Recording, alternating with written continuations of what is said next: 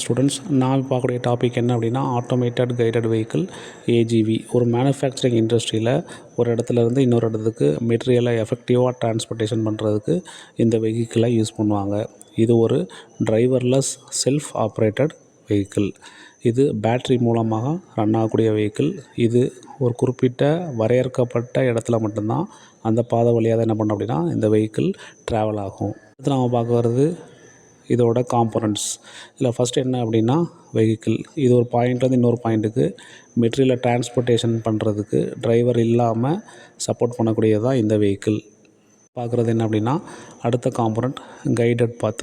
இந்த கைடட் பாத் வழியாக தான் அந்த வெஹிக்கிள் ட்ராவல் ஆகும். இந்த கைடட் பாத்துங்கிறது எம்பெடட் ஒயராலையும் இல்லைனா ஆப்டிக்கல் டிவைஸாலையும் அமைக்கப்பட்டிருக்கும். மூணாவது காம்போனண்ட் என்ன அப்படின்னா கண்ட்ரோல் யூனிட். இந்த கண்ட்ரோல் யூனிட்டுங்கிறது இந்த ஏஜிவியை கம்ப்ளீட்டாக மானிட்டர் பண்ணுறதுக்கும் இது டைரக்ட் பண்ணுறதுக்கும் கான்ஸ்டண்ட்டாக ஃபீட்பேக் கொடுக்குறதுக்கும் இந்த கண்ட்ரோல் யூனிட் வந்து இருக்கும். அடுத்து என்ன அப்படின்னா கம்ப்யூட்டர் இன்டர்ஃபேஸ். இந்த ஏஜிவிங்கிறது இண்டஸ்ட்ரியில் உள்ள மற்ற கம்ப்யூட்டர்ஸ் கூட கனெக்ட் ஆகிருக்கும். அதாவது இண்டஸ்ட்ரியில் உள்ள முக்கியமான மெயின் ஃப்ரேம் கம்ப்யூட்டர்ஸ் கூடயும், அதுக்கப்புறம் ஆட்டோமேட்டட் சிஸ்டம் ரிட்ரைவல் அந்த கம்ப்யூட்டர் கூடயும், அதுக்கப்புறம் ஃப்ளெக்சிபிள் மேனுஃபேக்சரிங் சிஸ்டம் கூடயும் கனெக்ட் ஆகிருக்கும். பொதுவாக அடுத்து நம்ம பார்க்குறது பெனிஃபிட்ஸ் ஆஃப் ஏஜிவி.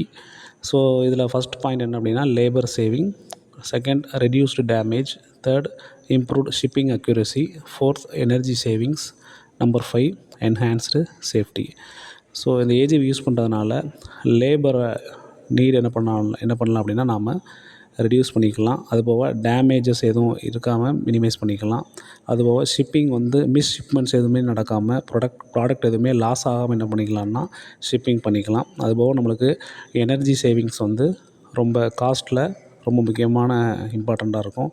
அதுபோக ஏஜிவி வந்து ஆக்சிடெண்ட்டை குறைக்க உள்ள ரிஸ்க் என்ன பண்ணும் அப்படின்னா நம்மளுக்கு ரெடியூஸ் பண்ணி கொடுக்கும். தேங்க்யூ.